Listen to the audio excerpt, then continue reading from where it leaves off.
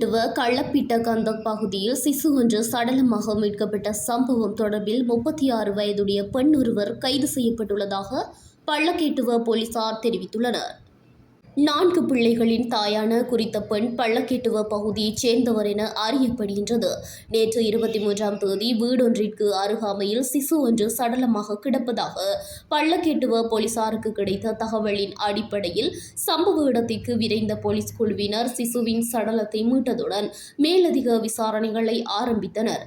சிசு கிடந்த இடத்திற்கு அருகில் உள்ள வீட்டில் வசித்து வந்த பெண்ணிடம் மேற்கொள்ளப்பட்ட விசாரணைகளின் போது குறித்த சிசு கடந்த 17ஆம் தேதி தனக்கே பிறந்ததாகவும் பிறக்கும் போதே இறந்த நிலையில் பிறந்ததினால் தனது வீட்டு முற்றத்தில் சிறிய குழி தோண்டி புதைத்ததாகவும் பின்னர் சடலத்தை நாய் வெளியே இழுத்து போட்டிருக்கலாம் எனவும் அவர் போலீசாரிடம் தெரிவித்துள்ளதாக கூறப்படுகின்றது.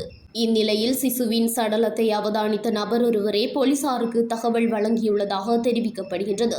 மேலும் குறித்த பெண்ணின் கணவர் மட்டக்களப்பு பகுதியில் அமைந்துள்ள வாகனம் கழுவும் நிலையம் ஒன்றில் தொழிலில் ஈடுபட்டு வருவதாகவும் குறித்த பெண் இடைக்கிடையே கூலி வேலை செய்து வருவதாகவும் போலீசார் தெரிவித்தனர்.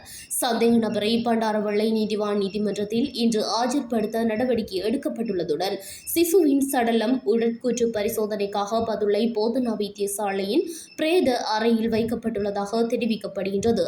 மேலதிக விசாரணைகளை பள்ளக்கெட்டுவ போலீஸ் நிலைய பொறுப்பதிகாரி போலீஸ் பரிசோதகர் குலரத்ன தலைமையிலான குழுவினர் மேற்கொண்டு வருகின்றனர்.